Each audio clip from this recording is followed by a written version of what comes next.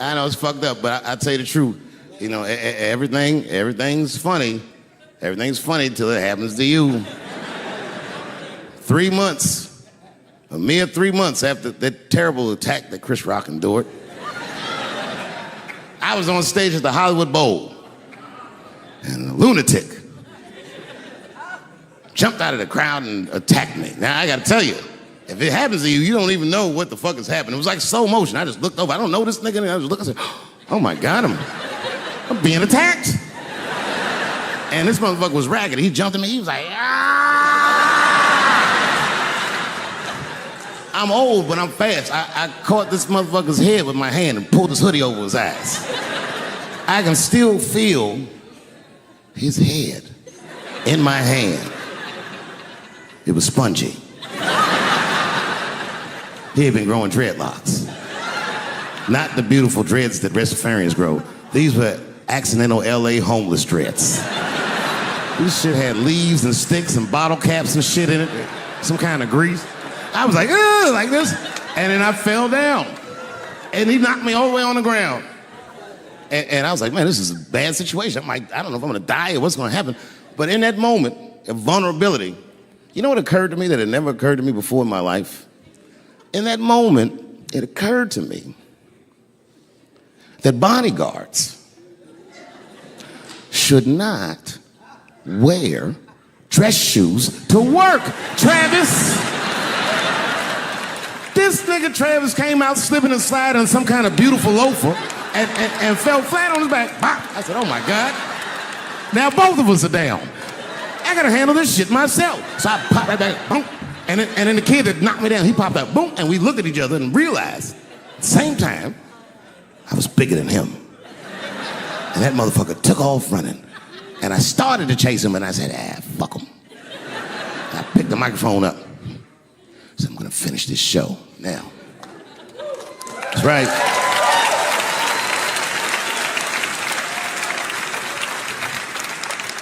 For 3 months before that, I'd been making fun of Chris Rock. And people would ask me all the time. They'd say, Dave, what would you do if you were Chris Rock and Will Smith slapped you in the face? And to this day, the answer is the same. Well, I don't know what I would have done. I've never been in a situation that extreme. But I do know now what Will Smith would not have done. And that is enjoy the rest of his evening. Man, listen.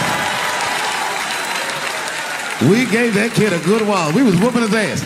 Not we, I mean, I was on stage trying to think of a joke to tell, but they was beating this nigga up right behind me. Everybody could see it. Everybody could see it. And I'm sitting up there trying to think of what to say. And I'm tongue-tied. Me, of all people, can't think of anything to say.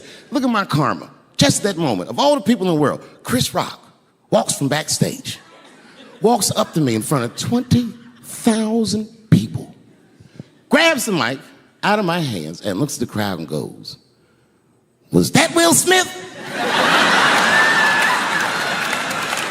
Man, motherfuckers fell out of their chairs laughing. I was standing there looking stupid. I was fucking furious because I'm thinking in my mind, nigga, this is my attack. You got attacked 3 months ago. Now you have jokes. So I snatched the mic back from Chris and tried to get one off, but my shit did not go good at all. I didn't know what to say. I was just like, it was a trans man. And the crowd was like, boo. It's LA, we like trans people, boo. I know, I felt so bad. I felt so bad. But I know why I did it. You'd have to be there to understand, but man, when that guy tackled me, it was like it's like a movie or something. You gotta picture this. Picture a famous person you like. Every famous person you could imagine was at that show. It was like the biggest night that Hollywood had ever seen. And when that guy tackled me, he cleared the bleachers.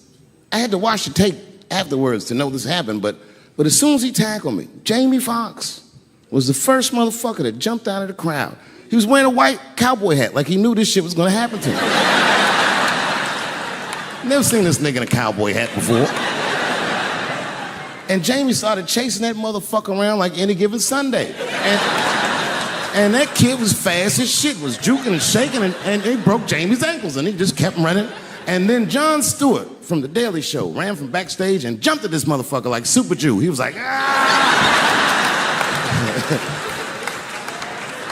And the kid seen Jon coming, so he jumped back, and Jon went flying that way. And this kid was fast. And then he turned around. He sees the emergency exit. He starts running for the emergency exit. Just before he got to the door, motherfucking Puff Daddy from Bad Boy Records jumped in front of the door. That nigga was like,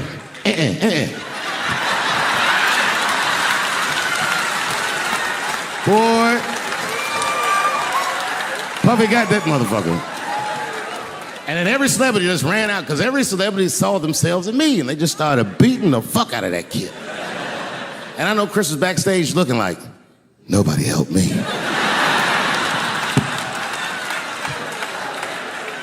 Everybody hates Chris.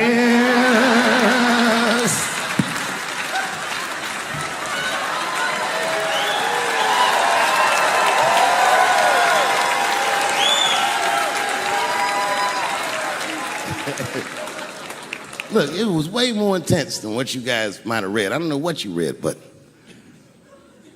the kid, while we was beating on him, reached in his waistband, pulled out a .22 caliber pistol. That shit was mayhem. Everybody started screaming, oh my God, he's got a gun, he's got a gun.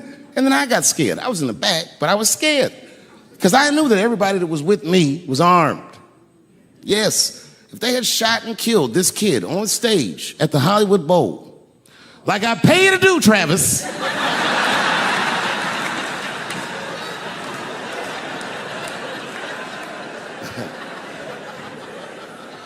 But Travis G'd up. Travis wrestled the gun out of the kid's hand, and then he took it like this and tried to chamber the round, and he couldn't. So he pulled the trigger, and it wasn't a gun. A knife blade popped out of the front. I guess this kid was gonna stab me. Some scary shit. So the next night, even though I didn't have a show, I said, I gotta get right back on stage. And I went and did a show. And someone in the audience screamed out, Dave, what happened with the attack? And I didn't know there was journalists in the room.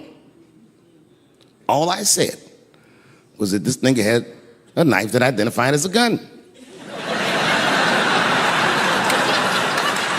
I got 6 more weeks of bad press for that joke. I didn't even do nothing to this nigga. That's not right. That was not right. And then the New York Post went to the jail and interviewed my attacker like he was some kind of hero. And I read that interview. Turns out the entire attack was my fault. Yes, I triggered him. I didn't mean to. I had done jokes about the homeless. And turns out this young man was homeless. And I mean, there's no way I could have known this. But I will say, for a homeless guy, this nigga had incredible seats.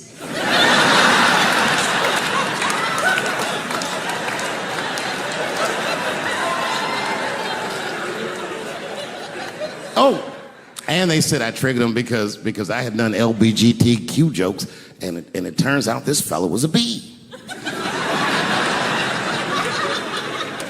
That was the headline in the article. It said, Dave Chappelle's alleged attacker is bisexual. I said, alleged attacker? This motherfucker definitely attacked me. I'll show you the tape. He's allegedly bisexual. I'm gonna need to see him suck somebody's dick before I believe the rest of this article.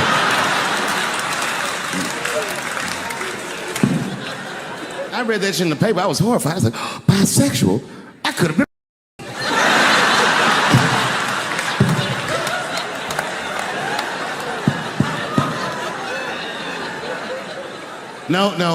No, you know what though?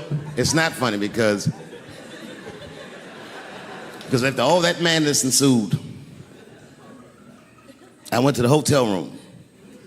I was by myself and I opened the door and my wife was in there alone. She was sobbing, like sobbing. I said, oh my God, what's wrong with you, bitch? Did you get attacked too?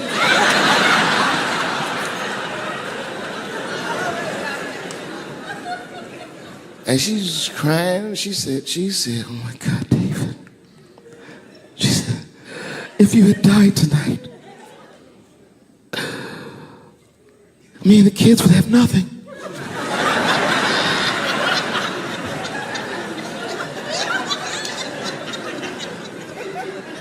Then I knew it was serious. So I sat down on the bed next to her.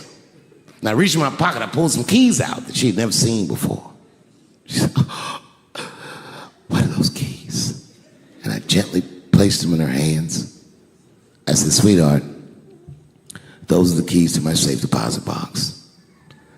God forbid anything ever happen to me. But if it does, don't even worry about it. You and the kids have everything you need in that box. I've already taken care of it. And she was looking at them keys, and I could see her mind realize what we were actually talking about. And then she just started crying harder. And to be honest with you, that made me cry a little bit too. And we hugged each other real tight.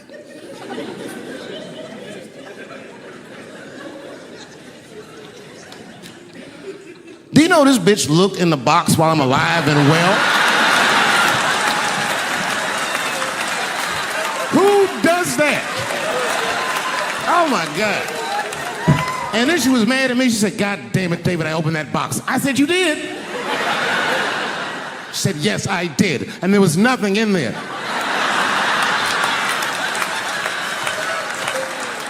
I said, nothing? Oh. She said, nothing except your stupid joke book. I said, whoosh. I said, well, sweetie, look. If you tell those jokes exactly how they're written, you and the kids should be fine. They're really good jokes.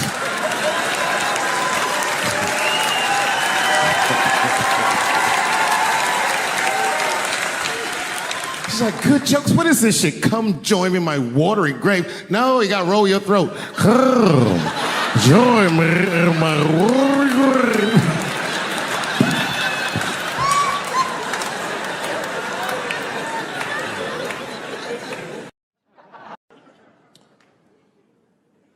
The second time I met O.J. Simpson.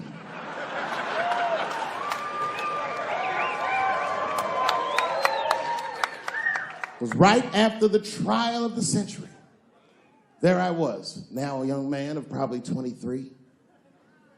O.J. Simpson was the most famous or infamous face on planet Earth.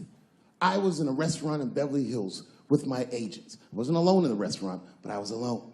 I was the only black person in the restaurant. And in the 90s, that felt very uncomfortable. Now I tend to enjoy it at this age.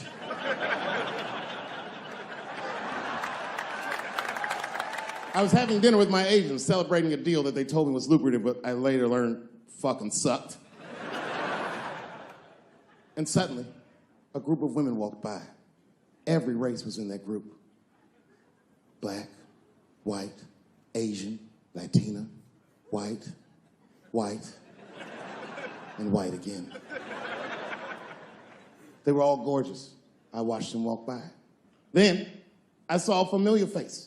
Al Collins, the man from the infamous Bronco check, towards the door. Couldn't believe what I saw. And then, close behind him, was O.J. Simpson, newly released from jail. The restaurant fell still. I was shocked. I didn't mean to say it out loud, but it just came out. O.J. He stopped, turned around to see who said it, saw my black face, and correctly assumed it was me.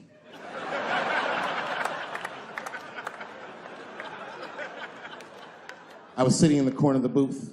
He leaned over all the white people I was having dinner with and shook my hand. How are you, young man? He looked in my eyes, and I could see in his eyes that he didn't remember meeting me the first time. And then he walked away. And I looked back at my agents, and all of them had nothing short of disgust on their faces. And the only one with the courage to voice their disgust was a woman named Sharon, who used to represent me. How could you, she said. How could you shake hands with that murderer? I said, Sharon, with all due respect, that murderer ran for over 11,000 yards.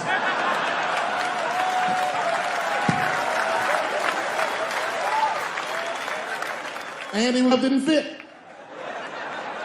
Glove didn't fit. Get over yourself. Some people can't do that. Some people just they can't get over themselves. Gay people have a hard time doing that recently. Here we go. Here comes the deep water. No, recently I've noticed that. I noticed that with that Manny Pacquiao controversy. Yeah, no, it was now in the gay community's defense, Manny Pacquiao said some outlandish shit about gay people. Very, very not nice things that I won't repeat, but there was biblical verses and some analogies to animals. Wasn't a good look. Nike took his shoes immediately, which I thought was a little harsh. A little harsh. You know what I mean? Because he's, just because he's Asian. You know what I mean? Fuck, you gonna take shoes off Asian dude to appease a gay dude. You know what I mean? No? You don't know what I mean. But Asian people kind of know what I mean. No? No Asians in the front? No? No, this is what I mean. Okay, look. Okay, you're an Asian dude. No, I say this with no disrespect. But we're all Americans, right? And we can agree that America has a huge body count all over the world, but nowhere more than Asia. Literally, if you look at history, recently, we have bombed the masculinity out of an entire continent. We dropped 2 atomic bombs on fucking Japan, and they've been drawing Hello Kitty and shit ever since. There's a lot of lady boys in the wake of our bombs. And I know these things because my wife is Asian. She's Filipino. All right, well, okay, so that explains it. Now you know why you see me at all those Filipino events. I'm not there picking up pussy, I'm dropping some off.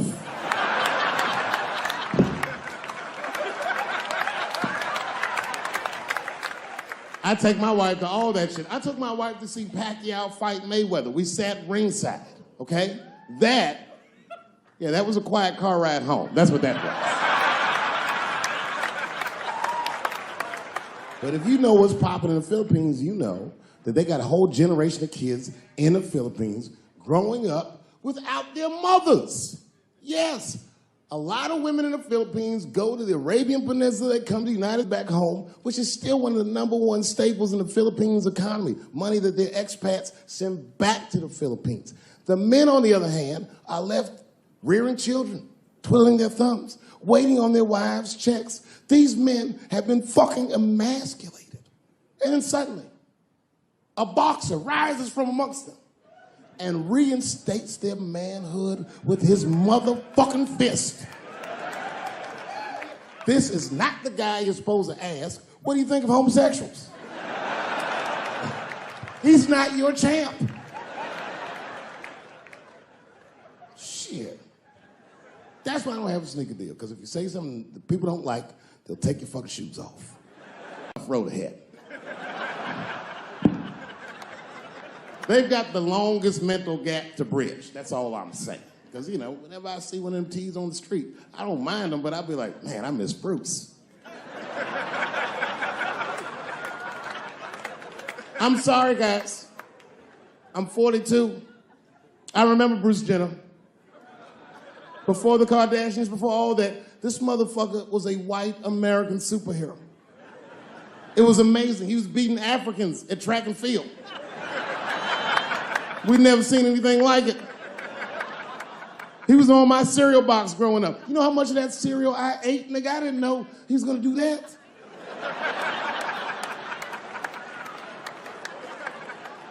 I knew before you guys knew. I heard things on the street in Hollywood. You know, you just be out, see people. Hey, what's up, Kanye? Why the long face? Nigga, you'll see. I got 2 mother-in-laws now. And when I heard he was gonna do it, I was scared. I didn't think the public was ready. I didn't think the media was ready. And you know what? I was wrong. Never seen anything like it. Welcome to the world, Caitlin. So long, Bruce. Hello. Somebody called me a nigga in traffic last Wednesday. It's so long, it takes a minute.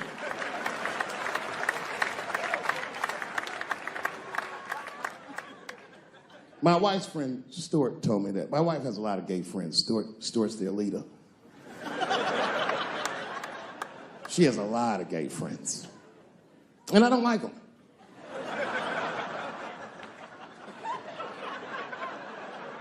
Not because they're gay, I'm just judging them on the merits of their character. They're just not nice dudes. They're fucking rude house guests. They're sitting on my couch, giggling with my wife, eating my motherfucking macaroons. And I come in, they act like the party's over. Hey, Stuart, what's going on? This guy talks to me the way a cat would speak if a cat could talk. Hi, David.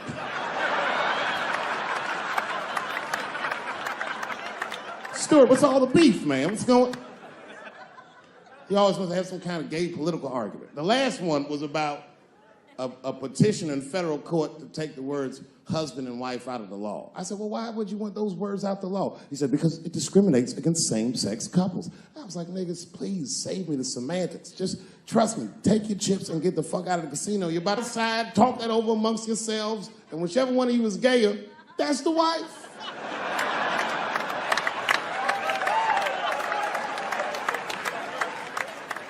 No, Stuart didn't like that. Stuart educates me about this movement, you know what I mean? I didn't even know shit about it. He told me it's called LBGTQ.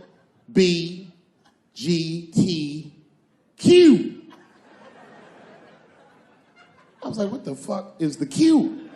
Does that even make sense, Q? Turns out Q is like the vowels. That shit is sometimes Y.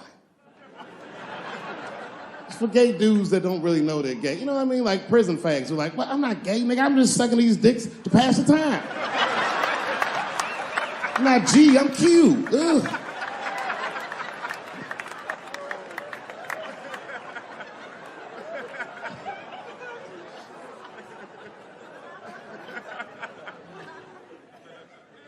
I think, okay, again, of all those letters, the T has the toughest road ahead. In fact, I think the T should stand for tough. If Martin Luther King had a sneaker deal, we'd still be on the back of the bus. They always true, the Nike exec come up, hi, Martin, we need you to tone down the talk of civil rights and blacks being humans. It's upsetting our southern distributors. But I don't understand. I thought that's why I had a sneaker deal in the first place. Not quite. Really, it's a walking shoe, and we like the marching, but try to understand. Fuck that shit. You know, I get it, though. I understand why gay people are mad, and I empathize. You know what? I'm just telling you this as a black dude. I support your movement. But if you want to take some advice from a Negro, pace yourself. These things take a while. Just because they passed the law doesn't mean they're going to like it. Brown versus the Board of Education was in 1955. I was shocked. Is this happening? Wait a minute. Is this a time in American history when an American can make a decision for themselves? And even though other Americans don't understand it, they'll support it and let this person live a happy life? Is this what's happening? If it is, then good for America. That's Dave Chappelle, the American. Although Dave Chappelle, the black American, he was a little jealous. I was like, how the fuck are transgender people beating black people in the discrimination Olympics? If the police shot half as many transgenders as they did niggas last year, it'd be a fucking war in LA. I know black dudes in Brooklyn, hard street motherfuckers that wear high heels just to feel safe.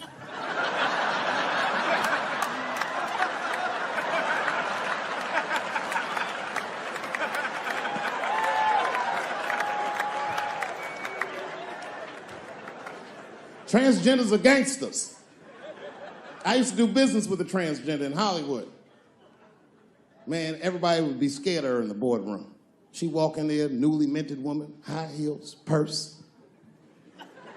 Shit.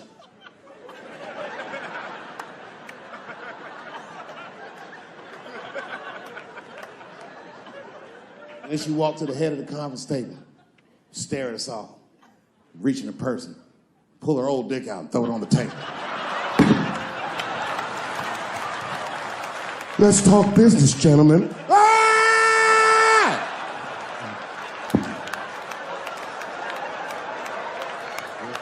Shit is scary as fuck. If your best friend pitched that to you, you'd be horrified. Yo, nigga, let's go to the hospital and cut our dicks off and make pussies out of them shits. What?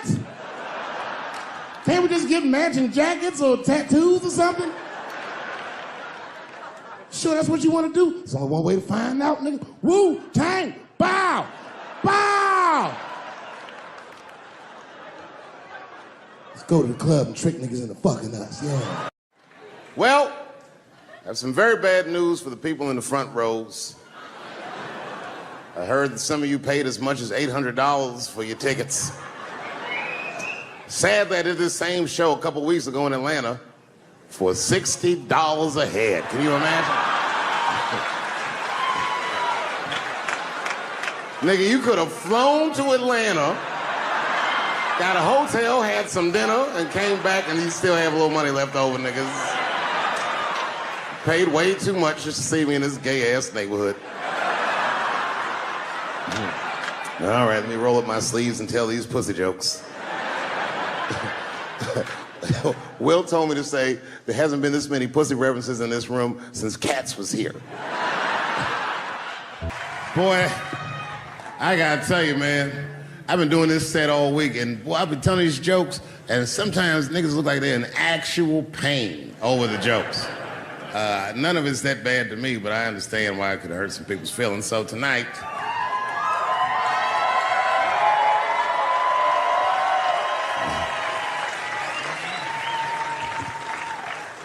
I'm gonna give you an opportunity that I rarely give anybody. I'm gonna let you say whatever it is you need to say to my face, or ask me whatever it is you wanna know. But there are no dumb questions allowed. If you ask a stupid question, you'll be asked to leave. Nah, I'm just kidding, go ahead. Everyone relax, come on. Oh yes, sir, in the front. 2 questions, how often do you write, and can I have a cigarette? All right, first, you may have a cigarette, but remember, this is not jail, motherfucker. This lady right here. I have a question. Do you remember this scene? Oh, I do remember that. Ma'am, I'm gonna have to ask you to leave. That's a terrible question. This gentleman in the front with the salmon-colored shirt on. I was wondering if you had any advice for young comedians that you generally give, and... Are you thinking of doing comedy? I've never done it before, but watching you has made me want to try it.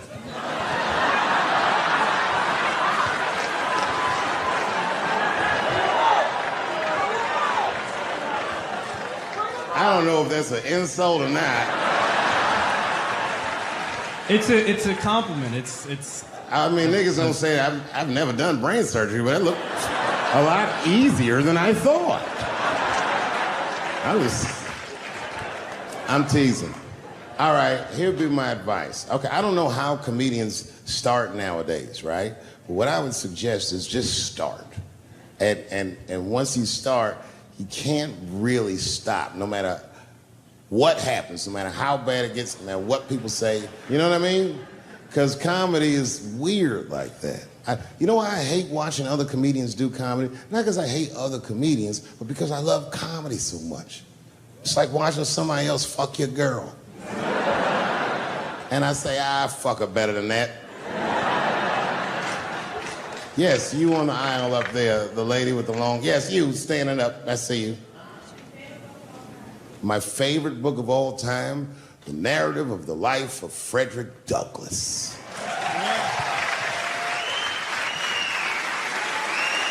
That guy with the baseball hat. Marry, fuck, kill, Michelle, Rihanna, Oprah. Wait, who's Michelle? Oh, Obama. Well, sir, you're putting me in quite a pickle. I can't say I'll fuck Michelle Obama. That's insane. Well, I guess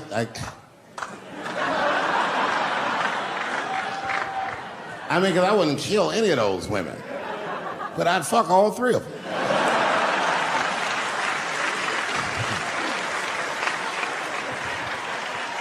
The gentleman in the blue Oxford standing up. Tell us the story with Charlie Murphy.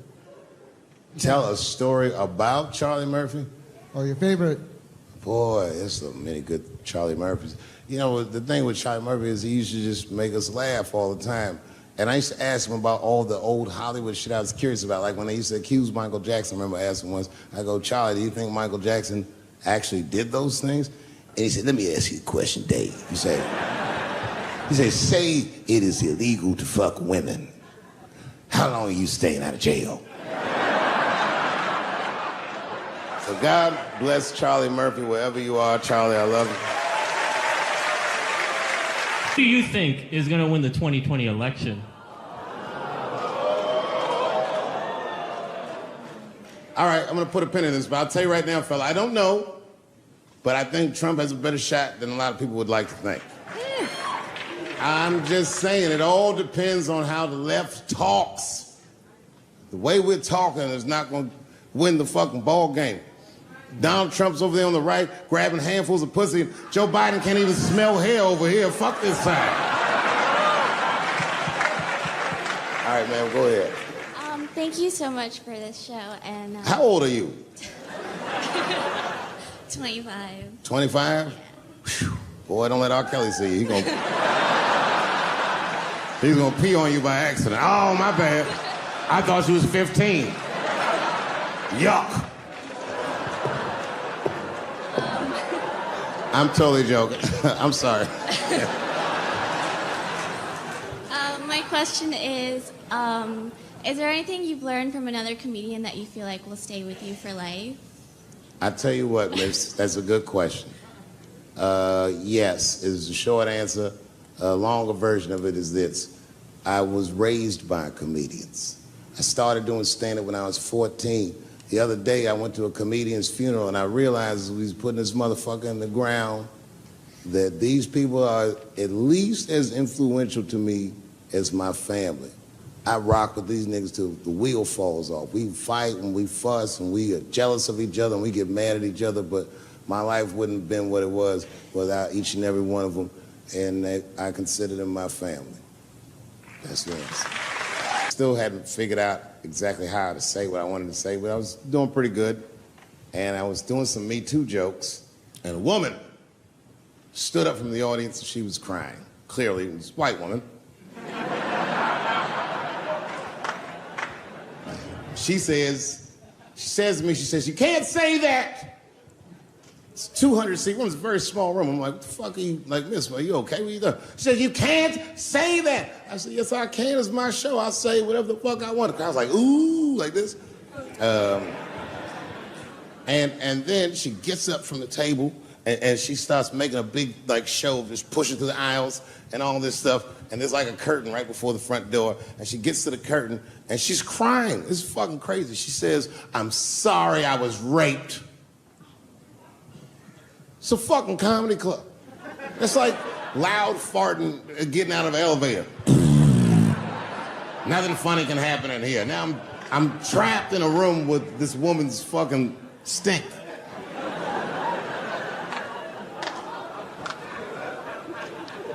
And I say, miss, it is not your fault that you were raped. But it's not mine either. Ta-ta, bitch, like this. She storms out. Now the room is very uncomfortable, but I managed to get the crowd back. But I'm like, you know, a little traumatized. Same show, there's a trans woman sitting in the audience. This is a true story. This was like a few weeks ago. I did 6 shows that weekend. This trans woman came to 4 of them. Calls herself Daphne. Man, this chick Daphne was in there cracking the fuck up at everything I said about everybody. It was amazing. She was laughing, and it was fun to watch her laugh. You could tell she was letting go with something that was heavy, and she'd throw her head back, and she'd smile with all her teeth. She was having a great time. And the more fun she had, I felt bad, because I knew I had some trans jokes to unload. And I thought to myself, maybe I shouldn't say these jokes because I don't want to, like, fuck her evening up. She's having so much fun. But then I thought to myself, well, if I can't say it in front of her, should I say this shit at all? So I let her rip. And to my surprise, Daphne laughed harder at the trans jokes than anybody in the room. In fact, everybody in the room would look at her to make sure it was okay. And I got off stage, I was in the dressing room, I was like, man, this is a fucking weird show. I'm sitting in the dressing room by myself just trying to figure out, like, what the fuck just happened out there? Like, why is it that this one woman can't take any of these jokes and Daphne can take all of these jokes? So weird. And then I realized, Daphne used to be a man.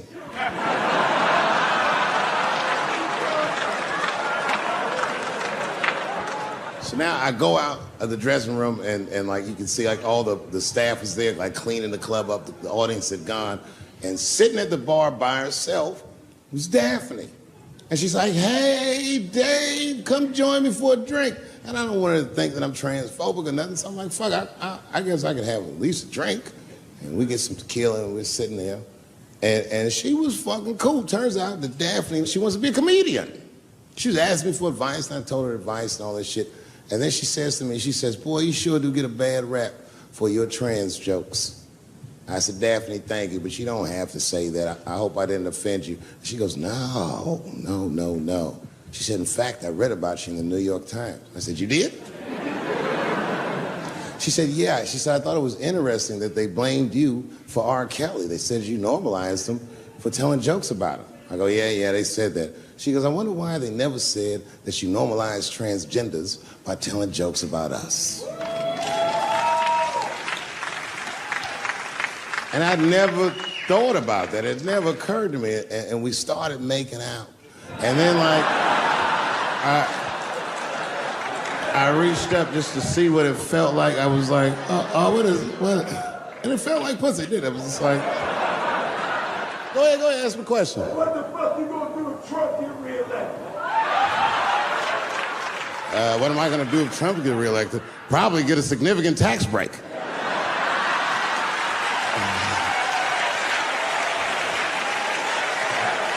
Hey, you wanna know why I don't even talk about Trump in my show?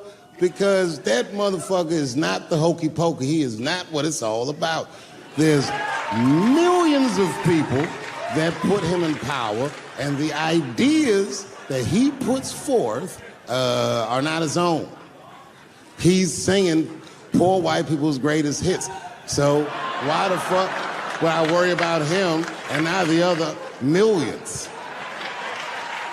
I really know who I'm gonna vote for next time if things keep going the way it's going is that gay dude. No, Mike Pence. It's a safe place where I could tell some jokes. And I find out that this comedian I know, Chris Tucker, who's in all those Rush Hour movies, I find out that Chris is in San Francisco too at some charity event. So I call him, I'm like, yo, I just saw you at some charity event. I said, I'm doing a show at the Punchline, why don't you come by the club after your event? He's like, cool, Dave, I thought you was dead, nigga, I'll come by. He says, is it okay if I bring some friends? Because, you know, I'm with a lot of people. I go, man, you Chris Tucker. You can bring whoever the fuck you want. And then I show up to the club late that night, and I walk into the dressing room, and sitting in the dressing room is Gavin Newsom, who at the time was the mayor of San Francisco, but now he's the governor of California. And sitting next to him was Kamala Harris, who at the time was the DA of San Francisco. Now she's the senator from California that's front running on the Democratic ticket. And sitting next to her was Al Gore. It's fucking weird.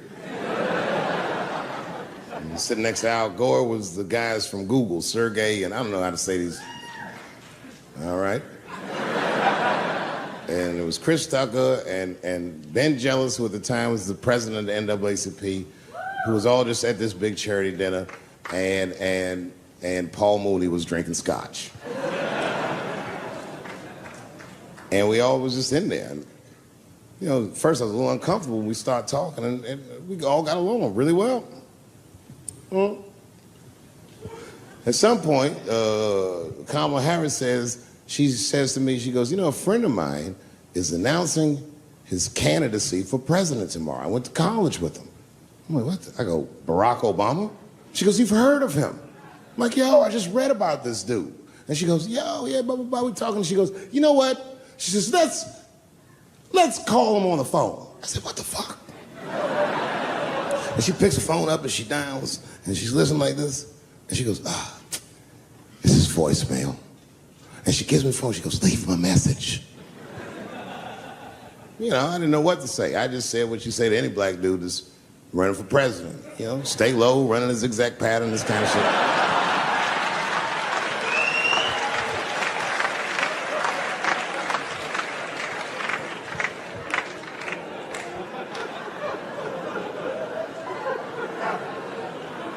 And then the last thing I say is, you know what? I said, sir, I really do believe you can do this. Like, man, I'm wishing you luck. Now, next day I wake up and go for coffee at a place called the Embarcadero. It's like an eatery by the sea in San Francisco. And I'm walking to the coffee shop and there's a police line and I can't cross the tape. But then I figure, fuck it, I'm Dave Chappelle, so I go into the thing like this.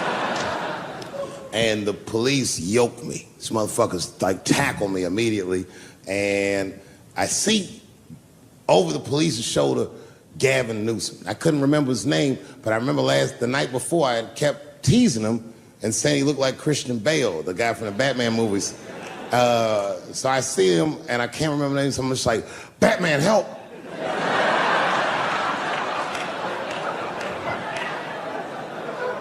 And he stops, he's like, Dave? And then the police see that the mayor knows me, so they're all like, oh, sorry about that. And he's like, hey, back up, everybody. And he just picks me up. He's like, I'm really sorry about that. I'm like, I'm fine, don't worry about it. And he's like, listen, I'm here with Prince. Would you like to meet him? I'm like, I know Prince. That's my nigga. And we go around the corner, and it was Prince Charles, the Prince of England. I didn't know the protocol of meeting royalty. You're not supposed to touch him. I dapped him up like a nigga. My nigga. Just hugging him and shit like this, dapping him up, like this. And that nigga was cool too. I was like, that's really fucking weird.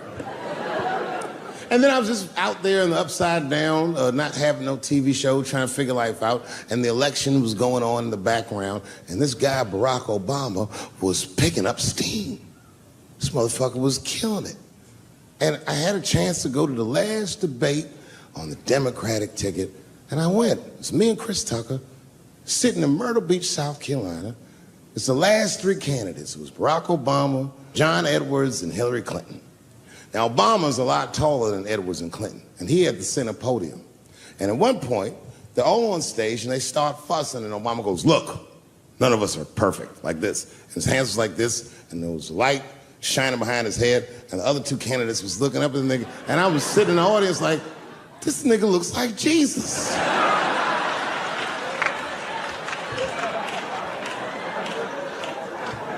And I realized in that moment that I was looking at the next president of the United States. I was certain of it. I couldn't explain it, but I knew what I was seeing. And I got really excited. And I'm not that kind of guy. I said, I gotta meet this motherfucker. So I stayed. They were all on stage doing interviews, and I just waited. I was waiting and waiting, and then John Edwards was done with his interviews first, because everybody knew he wasn't gonna win. And I see John Edwards, and I said, hey, Senator Edwards, I just want to say hi. And that motherfucker looked at me like, I'm like, fuck you, nigga, you gonna lose anyway. And then he left, and then Hillary Clinton just walked by me in one of them Steve Harvey suits.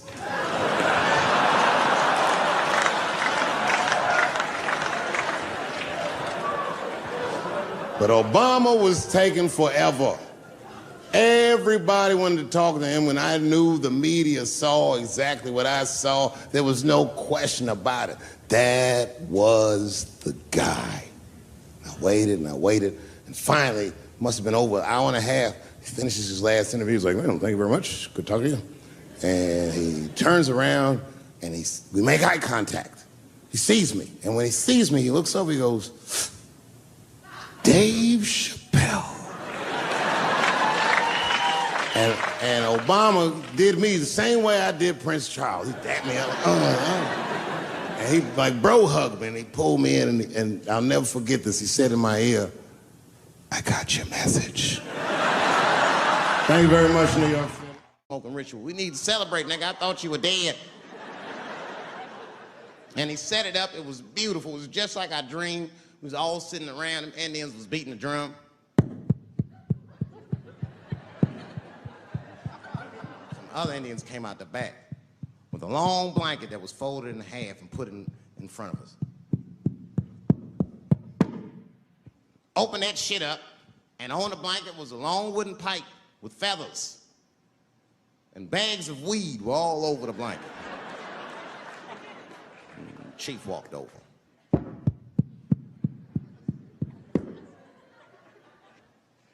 The big ones are 50. The little ones are 25. And these are 10.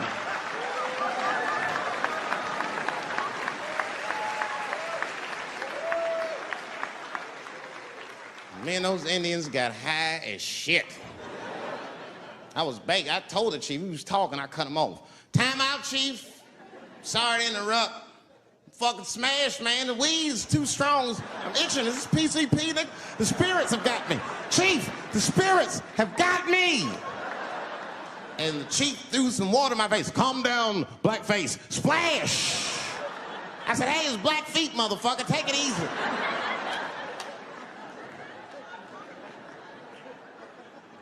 Blackfeet, you're welcome to stay amongst me and my tribe for the night until the spirits leave you.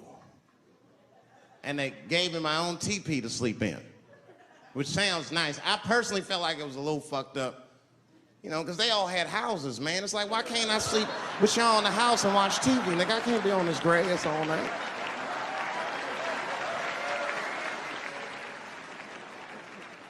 Yeah, Indians is rude, man. Everybody's rude. Indians, they eat nasty food. All they ate was corn and shit. Doritos, I think they call it. That's right. People only see the surface. They see the division in our foods. Just because I eat chicken and watermelon.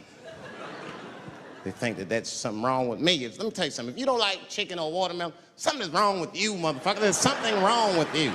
Where are all these people that don't like chicken and watermelon? I'm sick of hearing about how bad it is. It's great. I'm waiting for chicken to approach me to do a commercial, nigga. I'll do it for free, chicken. It's the least I can do. They make fun of Latin people for eating, what y'all eat? Beans, rice, corn. Listen, that's not a reason to hate a motherfucker, all right? It's funny, but it's not a reason to hate. The only reason these things are even an issue is because nobody knows what white people eat. You've been very good at keeping that shit a secret amongst yourselves. I study white people. You don't know that. I'm writing a paper on you. Not even for school, nigga, just to do it, just to get, I'm just doing this independent research. I'm spending my money, that's why I'm working so hard. I follow you around grocery stores. They freak out. I just try to peek in the cart. They always say, get away from my cart, nigga. What are you looking at? Chicken and giblets are over there. You must be lost. These are vegetables.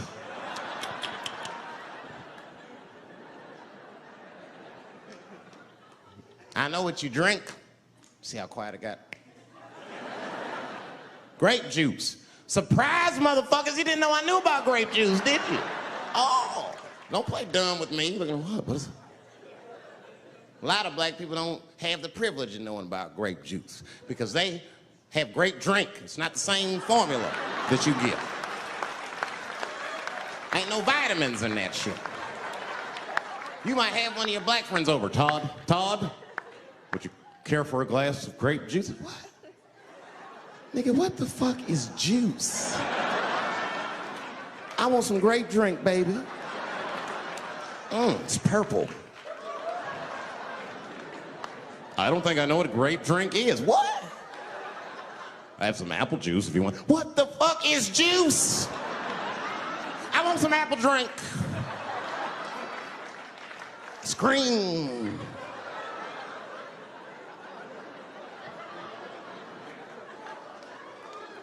Remember that commercial for Sunny Delight when all the kids run in from outside playing? They all run to the fridge. All right, I got some purple stuff, some Sunny D. As soon as you say Sunny D, all the kids go, yeah! Watch the black kid in the back. If you ever see that commercial again, look at that black kid. He'd be like, I want that purple stuff. That's drink, nigga, that is drink. They want drink. I want all them vitamins, nigga, I want drink. Sugar, water, purple. That's the ingredient, sugar, water, and of course, purple. It's too fucking much. I got a lot of things to talk about tonight. First of all, I've stopped smoking weed. With black people, you didn't let me finish, motherfuckers. God damn. I'm sorry, black people, to break the news so publicly, but I can't smoke with you anymore. Every time I smoke weed with my black friends, all you talk about is your trials and tribulations. I'm sick of that shit. I got my own problems. Nigga, that's a waste of weed. I'm smoking weed to run away from my problems, not take on yours. From now on, I smoke weed exclusively with white people. Calm down, motherfuckers. You win by default. You got good weed conversation. All white people talk about when they get high is other times that they got high. I can listen to that shit all night. Dude, remember at Frank's last week? It's fucking smashed, man. And catalogs everything they drink. 2 shots of Jaeger, tequila, 4 bong hits, man, beer, cheeseburger. That shit is great. Only bad part is you cannot pass out around white people. Every time white dudes pass out around each other, they always do some borderline gay shit when the guy's asleep. Frank fell asleep, so he stuck a carrot in his ass and put shaving cream on his balls. Why, motherfucker? Why would you do that to a friend of yours? He trusted you enough to sleep around you, you gonna put a carrot in his ass? Is that nice? I tell you right now, if I put a carrot in a black dude's ass, a nigga will kill you when he wakes up for some shit like that. That is an automatic death sentence on the street. It's a rap for you. I'm gonna kill that motherfucker. I thought y'all was friends, baby. What happened?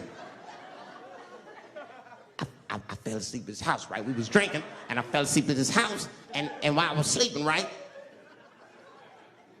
I'm just gonna kill that motherfucker, all right? That's all you need to know. And fuck carrots. But everybody's getting along. I see that shit. I see it all around. Blacks and whites don't fight so much. You know who don't have no beef with anybody is Asian people. I see how y'all be doing. Y'all just lay in the cut. Only people Asian people beef with is other Asian people. Like if you call a Korean guy Chinese, I've done this. They will flip out. Hey! What make you think I'm Chinese? I am Korean. I look Chinese. Yes, motherfucker, you do look Chinese. That's why I said it. It's an accident. Nigga, to the untrained eye, you all look Chinese to me. It's a mistake. I'm not trying to offend you. Some people say all black people look alike. We don't get bent out of shape. We normally just call those people police, okay? Just learn to live with it. That's all I can tell you. Everybody's afraid of police now. I'm scared to death of these police. I am, nigga. I got a police scanner. First money I got, this is the first shit I went out, bought me a police scanner. I just listen to these motherfuckers before I go out, just to make sure everything's cool. You hear shit on it. Calling all cars, be on the lookout for a black male between 4'7" and 6'8". Staying in the crib tonight, fuck that. Gotta work on that alibi for a minute. Every black person needs an alibi. I do them impromptu joints. If I'm by myself and need an alibi, I'll just open up the windows in the apartment, turn all the lights on, start beating off right in the window. Look at me. Hey, everybody, look, it's me, Dave Chappelle. I'm crazy, I'm jerking off. Note the time, motherfuckers. It's 2:35. Look at me, I'm jerking off in the window, 2:35. Comedian Dave Chappelle is June 10th. Note the time.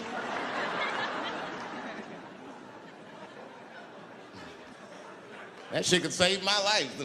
Officer David Chappelle couldn't have done that. I saw him in his window masturbating from 2:35 to 2:37. I'm certain of it. He was standing on a clock and holding a calendar and today's paper. Fuck, I need an alibi. I can't be no celebrity. This shit is just the worst. I'm seeing it. I see why stars are crazy now. These motherfuckers. I went to Disney World with my kids, which is a big deal for me. I don't get to see my kids so much. I do Chappelle show 20 hours a day, sleep for like half an hour, raise my kids for 10, 20 minutes, and I go back to work. Now, this particular day, I got to hook up with the kids. We went to Disney World. Everybody at the park, fucking everybody. Hey, Rick James, bitch. Hey, I'm Rick James, bitch. It's like, hey, man, hey. You mind not calling me a bitch in front of my kids? Time out, motherfucker. We take a day off. Even Mickey Mouse did it. I said, this is the most unprofessional shit I have ever seen in my life. Rick James, bitch. Oh, I was fed up. I caught that motherfucker with an uppercut. Bop! Knocked his head clean off. Everybody was screaming. Oh my God, oh my God. Mickey Mouse is Mexican.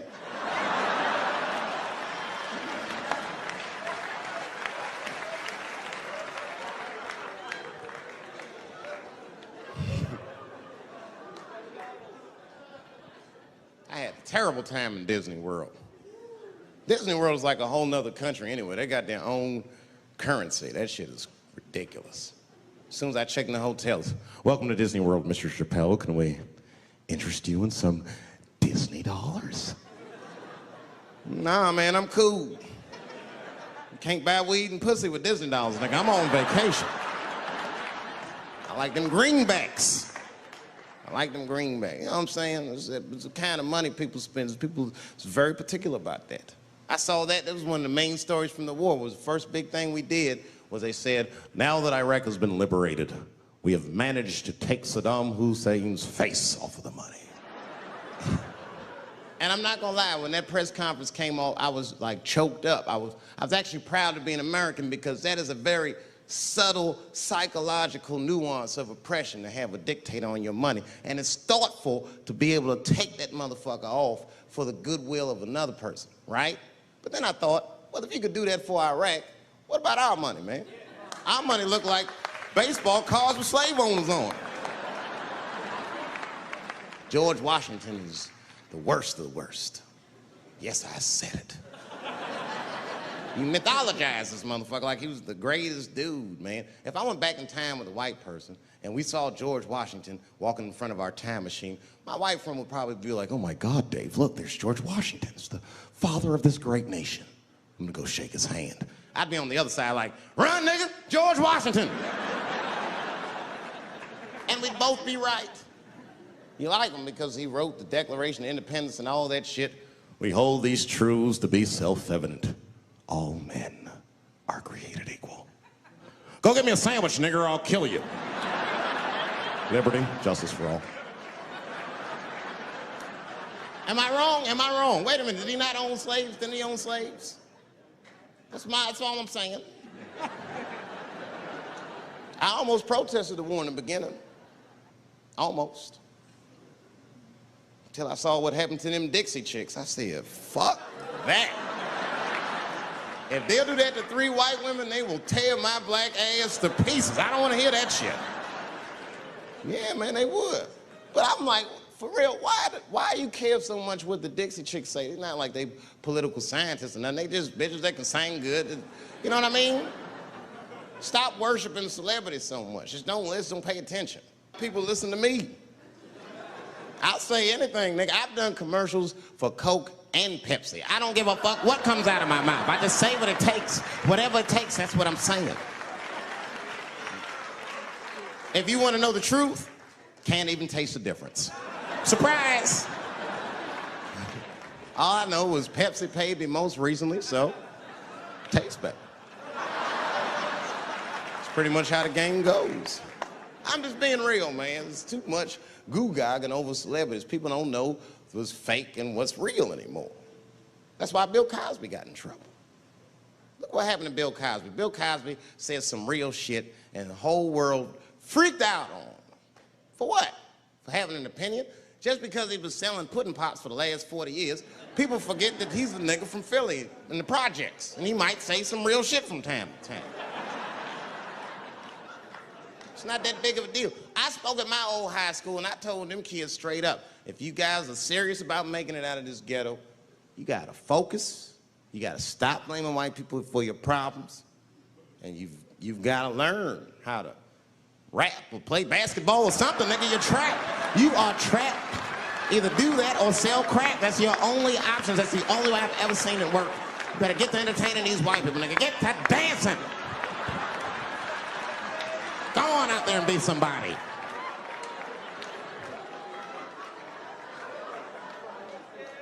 I just hope they listened.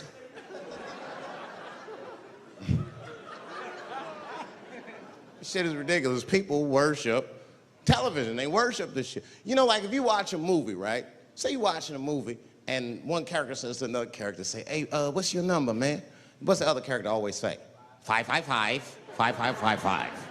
You know why we gotta do that? Because stupid ass people go to the movies and then go home and try to call the characters that they just saw. Hello, is Indiana Jones here? No, motherfucker, he's fake. It's not his number. And to be honest, this is the worst time in history to be a black celebrity. Fuck, they locking all our stars up. It's hot right now for black celebrities. I knew it was bad when Kobe got in trouble. I said, this is a wrap for us. He's one of the most wholesome dudes we had. They locked him up and everything.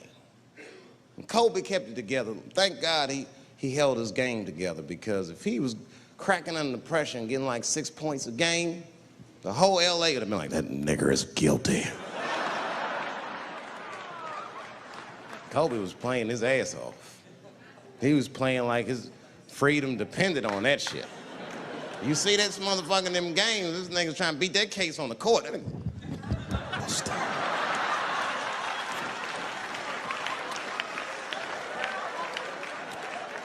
Like the judge threw him the ball, like, play for your freedom.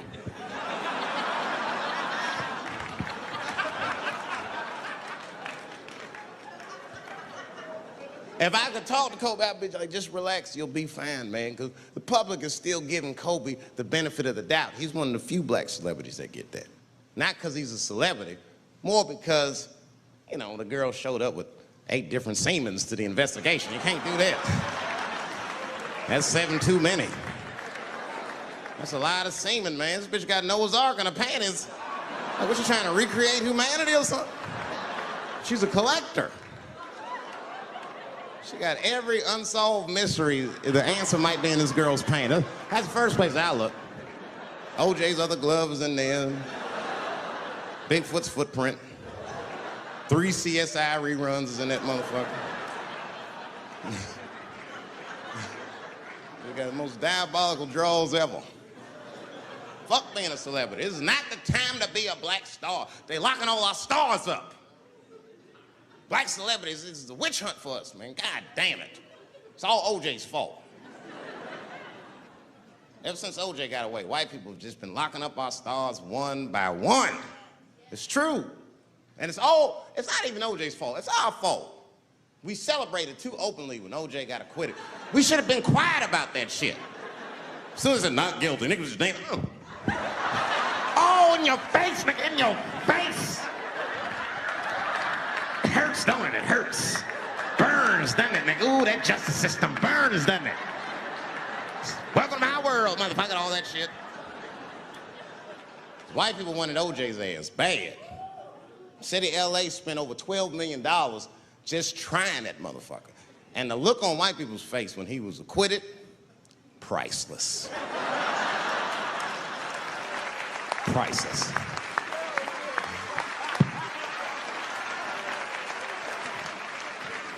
And that's why I don't trip off of being a celebrity. I don't like it. I don't trust it. Just 1 minute they all love you, and the next thing you know, you're in front of that courthouse dancing on top of a car just trying to figure out what the fuck happened to you.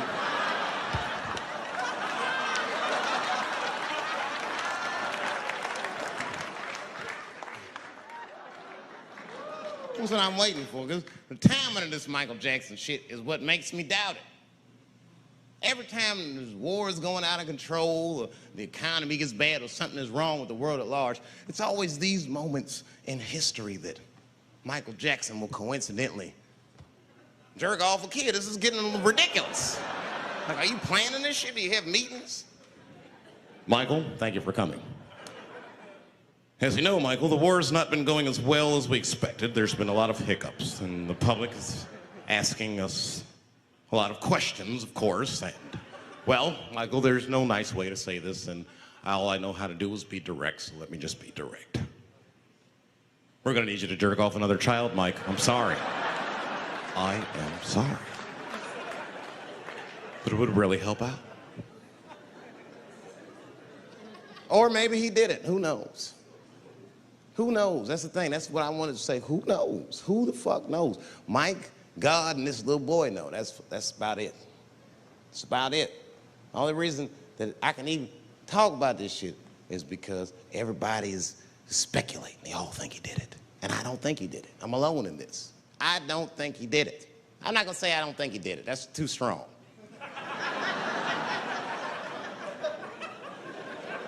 Let me just say I am reserving judgment until all the facts come out.